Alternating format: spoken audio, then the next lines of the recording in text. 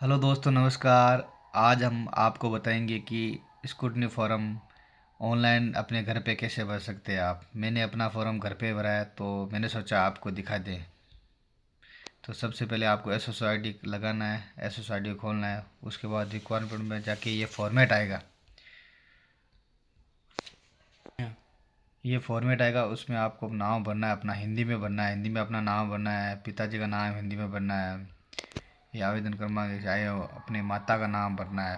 इस प्रकार देखो, जैसे मैंने भरा है। ये देखो, मैंने भरा है ये नाम। ये जो फॉर्मेट जो ये विवाहित है तो विवाहित वाला करना है, पत्नी का नाम लिखना है, विवाह तिथि लिखना है। जो फॉर्म आपने भरते टाइम किया था ना, वो फॉर्मेट पूरा आ जाएगा। उस टाइप से आपको ना, फिर आपकी आधार आईडी, यहाँ पे आधार आईडी लगाना है। फिर आप अनुसूचित क्षेत्र विवरण ये दिया गया आप हो तो, फिर संतान, संतान का आएगा तो संतान का आपका लिख देना है। फिर ये आएगा फॉर्मेट, भूतपूर्व सैनिक हो या नहीं, इस प्रकार का फॉर्मेट आएगा, ये आपको करना है। फिर मूल निवास, जन्म स्थान, ये देखो किया है मैंने। राजस्थान, राजस्थान कहूँगा तो मैंने राजस्थान कर दिया। ये राजस्थान करना है, इसमें राजस्थान हो गया। फिर जिला आएगा इसमें, जैसे मेरा जिला है नागौर, तो मैंने नागौर भर दिया। उसके बाद तहसील, तहसील मेरी जाइल है, जाइल भर गई। फिर इस प्रकार का एड्रेस है, वो आपको टाइप करके लिखना है। ये आपको टाइप करके ऐसे जैसे जैसे मैंने टाइप कर रहा हूँ मैं, ये इसी प्रकार आपको टाइप करके एड्रेस लिखना है। फिर ये आपका स्थायी पता आ जाएगा यहाँ पे। ये पूरा भरना है आपको, एकदम देख के भरना आप। फिर उसके बाद में दूसरा स्टेप है, आपकी क्वालिफ़िकेशन आएगी।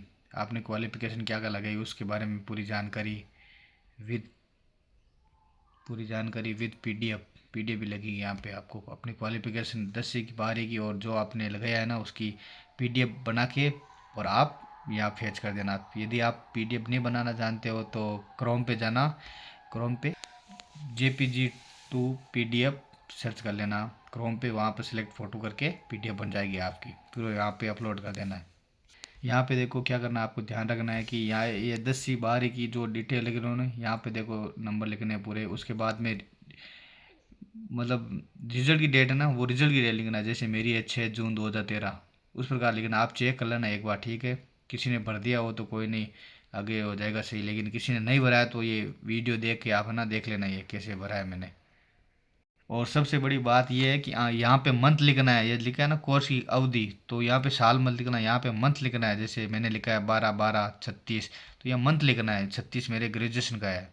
फिर यदि आप ये डिटेल है ना, ये आएगा, आपको देख लेना, पढ़ लेना क्या लिखा हुआ है। शिक्षा संबंधी प्रमाण पत्र, ये आपके पास है तो यहाँ पे फेच करना है, और नहीं हो तो आगे बढ़ना है। इस प्रकार आगे बढ़ना है, जैसे मैं बढ़ रहा हूँ ना, इस प्रकार आपको करना। फिर सेव करना है, नेक्स्ट खुल जाएगा, नेक्स्ट फॉर्मेट खुल जाएगा। फिर नेक्स्ट फॉर्मेट खुल जाएगा। उसके बाद ये फिर इस प्रकार का फॉर्मेट खुलेगा। ये एक्सपीरियंस का खुलेगा, एक्सपीरियंस डिटेल। यदि कुछ है तो यहाँ पे ऐड कर देना, नहीं हो तो फिर आगे बढ़ना है आपको।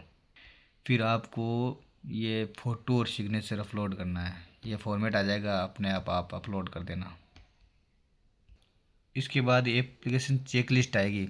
इस चेक लिस्ट में आप है ना ये पढ़ना, आप पूरे फॉर्मेट पढ़ना है। फॉर्मेट पढ़ के इधर मैंने यहाँ सेलेक्ट किया, आपका कोई दूसरा हो तो उधर भी सिलेक्ट कर सकते हो आप। पहले पढ़ लेना, ये आप पढ़ के कर लेना, ठीक है ना। कि आपकी कोई डिग्री पहले आ गई है तो आप सर्वथा अनुरूप कर देना, और पहले नहीं आई है अब आई है तो उससे भिन्न किंतु समकक्ष ऐसे कर देना आपको, ठीक है। और कोई जानकारी चाहिए ना तो मेरे को मैसेज कर देना, मैं आपका रिप्लाई कर दूंगा जस्ट। और जो ये है ना ये एज वाला, तो 26 से 28, ये आपके फॉर्म में भी यही है। फॉर्म में देख लेना आप, जो मेरे फॉर्म में 26 से 28 है तो आपके फॉर्म में वो 1/1/2026 से काउंट की गई है, वो आपको लिखना है। और न्यूनतम 18 से 40 आयु सीमा में छूट है तो वो छूट का भी लिखना है इधर। फिर आगे ये फॉर्मेट आ जाएगा आपके पास। ये फॉर्मेट में लगाना है आपको वही वापस 10वीं की 12वीं की लगाना है, और विद पीडीएफ लगाना। पीडीएफ क्रोम पे जाके आप कर लेना, पीडीएफ का हो जाएगा वो।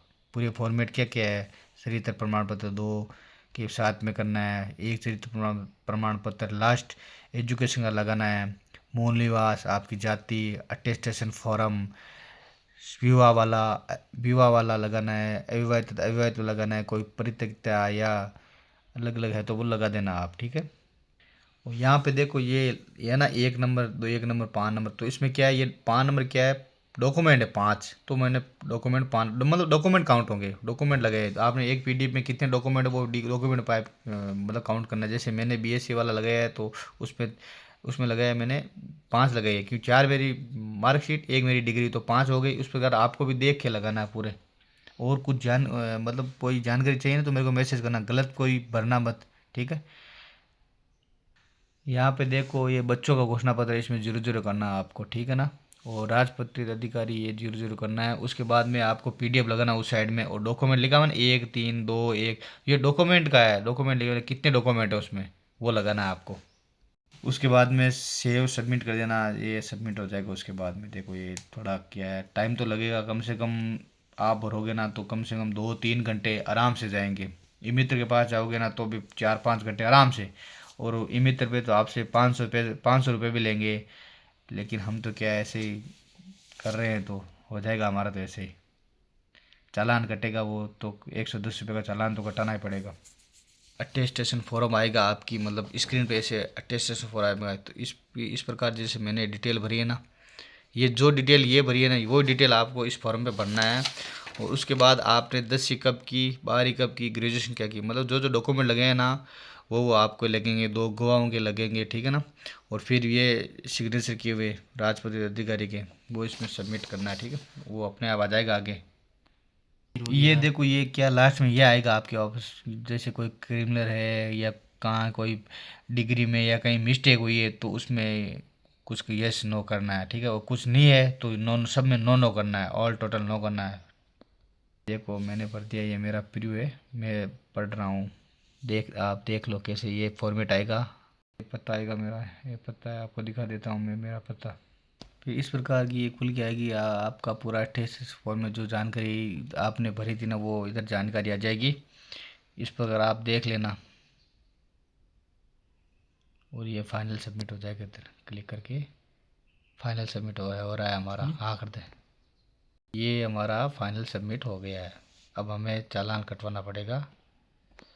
चालान आप देख लेना, पे फीस पर जाऊंगा मैं, अभी चालान कटूंगा, अभी आएगा ये, और पेमेंट आपको ये चालान कटवाना है। तो अब आप मेरे को बता दीजिए कि मेरे द्वारा मतलब जो जानकारी साझा की वो आपको कैसी लगी। तो हमारे चैनल को सब्सक्राइब करना, लाइक करना, शेयर करना, कमेंट करना। और भी 4th ग्रेड में आने वाली जानकारी आपको आपके साथ ऐसे साझा करेंगे हम।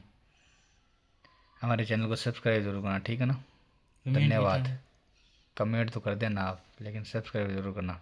ओके, धन्यवाद।